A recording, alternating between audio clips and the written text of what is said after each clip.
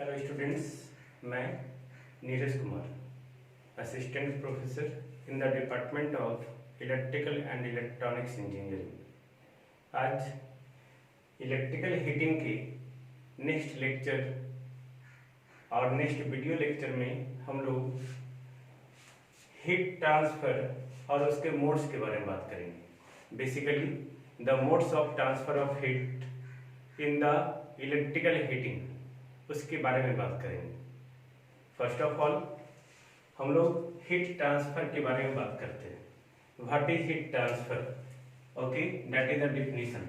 Heat transfer that is heat का transfer होना, heat का ट्रांसफर होना। Okay, all of you know about the heat. Heat can be transfer from one body to another body और from one medium to another medium that's occur only when there is temperature difference. That is, there must be the temperature gradient. Okay, ये सुना हुआ word है gradient that means slope of the temperature. Slope can occur only when there is the change in the value, change in the temperature of the body. Okay, heat transfer, current, like the current transfer occur only when there is potential difference. Okay, like that. Now heat transfer can occur only when there must be temperature gradient. Okay, so that heat can be flow from one body to another body, or in another words, heat transfer takes place from the highest temperature body or source to the sink temperature body or lower temperature body. Now I hope heat transfer आप लोग को समझ में आ रहा है। Now heat transfer के modes के बारे में बात करते हैं। व्हाट इज द मोड्स यानी कि what is the way of heat transfer from one fluid to another fluid, from one body to another body. Then there are three modes of transfer of heat. And it is written conduction, convection and radiation. ये आपकी सुविधा के लिए मैंने लिख दिया है, सो that आप इसके साथ नोट्स भी बना सकते हैं। Now we see modes of transfer of heat. Modes of transfer of heat can occur through the three ways. Okay, first one is the conduction यानी कि कंडक्ट करना। Conduct occur when two bodies are in physical contact यानी कि conduction occur only when the two bodies are in contact यानी कि एक दूसरे से सटा हुआ होना चाहिए। ओके, एक दूसरे से सटा हुआ होना चाहिए। साथ साथ जो दो बॉडी है हमारा, suppose this is the two body. Okay, अगर दो बॉडी है, एक हायर टेम्परेचर बॉडी होना चाहिए और दूसरा लोअर टेम्परेचर बॉडी होना चाहिए, तभी हीट ट्रांसफर पॉसिबल है। जैसे हम लोग पहले ही बात कर चुके हैं, heat transfer that is just only the transfer of heat from higher temperature body to lower temperature body. Now मैंने क्या कहा, conduction occur only when two bodies और two fluid materials are in physical contact, like that. Okay, then when two bodies are in physical contact, then conduction occur without the movement of molecules, यानी कि molecules को movement नहीं होना है। Like इस body में movement हो सकता है मॉलिक्यूल्स का, इस बॉडी में मूवमेंट हो सकता है, बट कंडक्शन मतलब क्या हुआ कि heat transfer from one body to another body. Okay, and those two bodies must be in physical contact. दोनों बॉडी जो है फिजिकल कांटेक्ट में होना चाहिए। Now we see then another point. Okay, conduction occur without the movement of molecules. Okay, this is just only for you, so that आप समझ सके कि यहाँ पे मॉलिक्यूल्स के मूवमेंट की कोई बात नहीं है, बस दो बॉडी होना चाहिए जो हायर टेम्परेचर और लोअर टेम्परेचर पे होना चाहिए। Now we see at the definition of transfer of heat और heat transfer, rate of heat transfer depends upon the temperature gradient. Temperature gradient, that means if there are two temperatures T1 and T2, okay, T1 and T2, and T1 is greater than T2, then the heat flows from the body having the temperature T1 to the body having the temperature T2, that is higher temperature body to lower temperature body, okay. Then अगर ये दोनों temperature gradient, मतलब ये हुआ कि दो temperature difference होना चाहिए, ओके। टेम्परेचर ग्रेडियंट जीरो तभी हो सकता है जब ये दोनों आपस में बराबर हो। जैसे दो बॉडी जो है आपस में बराबर हो गया, then there is no any heat transfer. आपने पढ़ा होगा zeroth law of thermodynamics, okay. Same law है, two body, okay, heat transfer हो रहा है। हीट ट्रांसफर तभी हो सकता है जब, जैसे ये हायर टेम्परेचर बॉडी है, लोअर टेम्परेचर बॉडी है, तो हीट ट्रांसफर ये हो रहा है तब जब ये हायर टेम्परेचर पे है। जैसे जैसे हीट ट्रांसफर ये इससे इस बॉडी से इस बॉडी में होगा तो ये कूल होगा, ये हीट होते जाएगा। एक समय आएगा कि दोनों बॉडी का टेम्परेचर जो है सेम हो जाएगा और heat transfer can B zero, okay. यही ये कहना चाह रहा है, rate of transfer of heat depends upon the temperature gradient.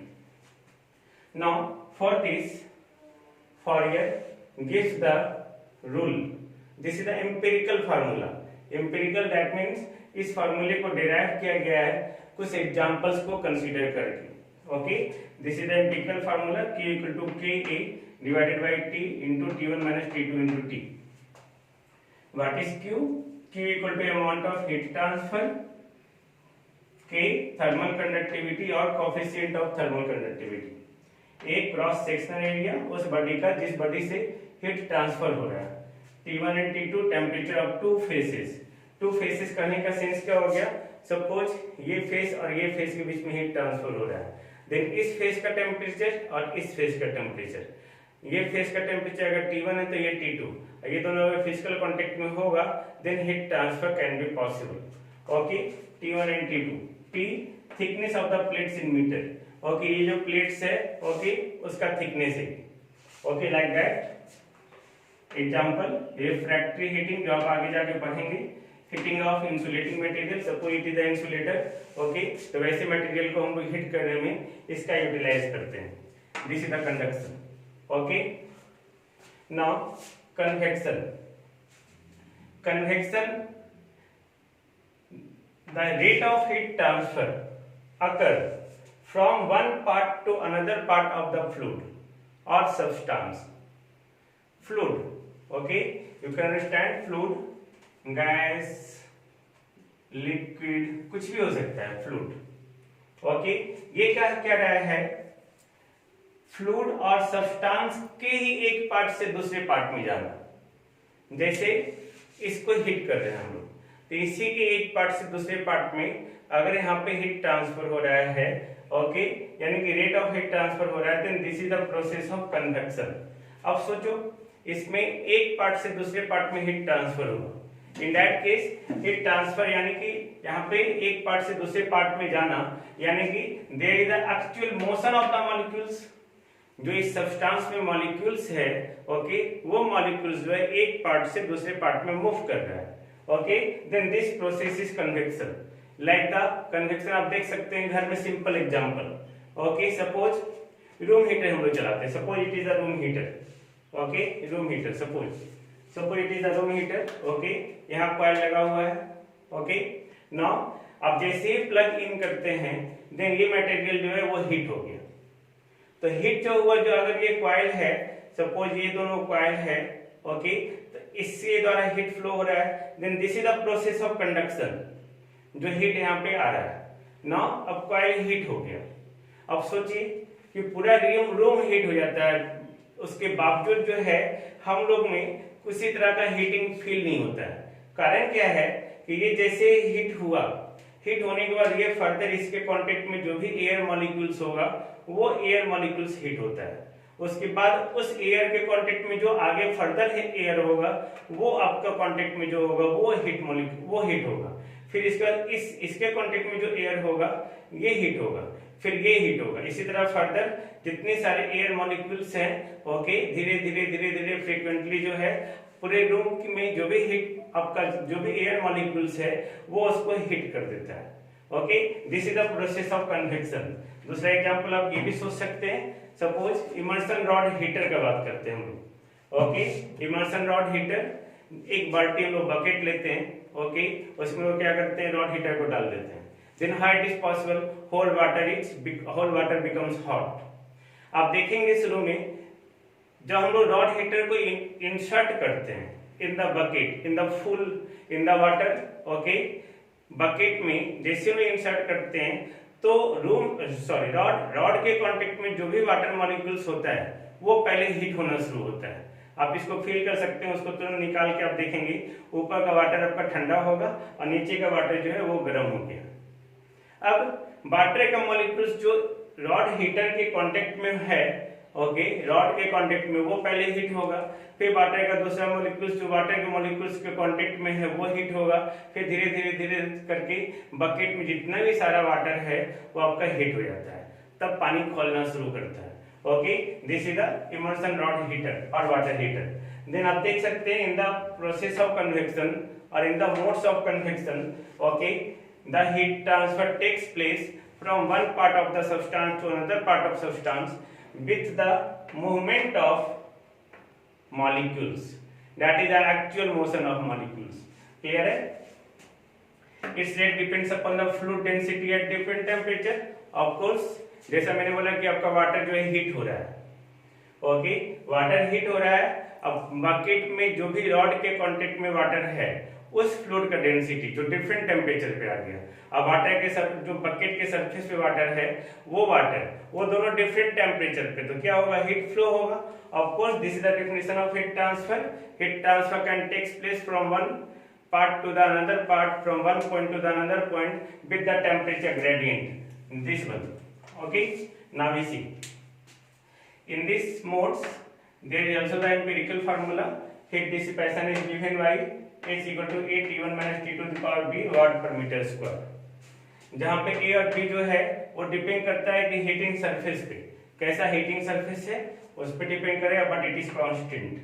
T1 and T2 जो है वो डिपेंड करता है हीटिंग एलिमेंट के टेम्परेचर पे और फ्लूइड पे। हीटिंग एलिमेंट यानी कि अगर हम इमर्शन वाटर हीटर का एग्जांपल लेते हैं तो जो रॉड है उस रॉड का टेम्परेचर वो T1 होगा और जिस फ्लूइड को हम लोग गर्म कर रहे हैं वो T2 होगा। अगर हम लोग दूसरा एग्जांपल लेते हैं रूम हीटर, तो रूम हीटर में जो हीटिंग एलिमेंट है कॉइल उसका टेम्परेचर T1 होगा और जो रूम में एयर है उसका टेम्परेचर T2 होगा। ओके, एग्जांपल लिखा हुआ एयर ब्लोअर है, इमर्शन वाटर हीटर है। Now this is the third mode of heat transfer okay, radiation. Okay, radiation occur from the source to the substance like the sun rays. Just imagine, okay, sun rays कोई body पे आपका feel हो रहा है okay, आपका body बर्तन रखा हुआ है, कोई मेटल्स है, लोहा है, वो हीट हो जाता है without the heating of fluid और medium in between the source and substance. Suppose it is the substance okay, आप इस तरह से फील कर सकते हैं मोबाइल का फ्लैश लाइट जला के। मोबाइल का जो फ्लैश लाइट जलाएंगे ओके, आप एक मेटल ले लो, सपोज एक मेटल है ये मोबाइल का फ्लैश लाइट है, सपोज इट इज मोबाइल, ये फ्लैश लाइट है ओके।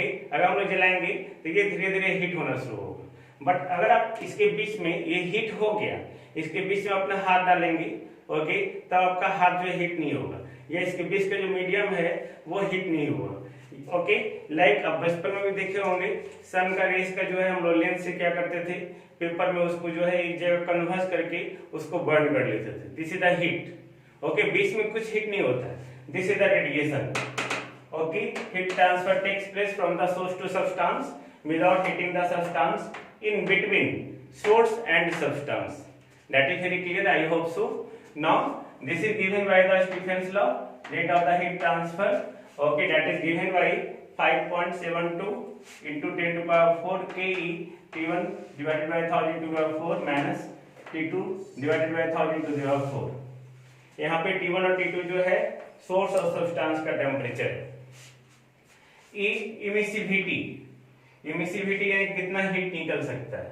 ओके, ब्लैक बॉडी के लिए 1 है और कोई भी रेसिस्टिव मटेरियल के लिए जो है वो 0.9 होता है।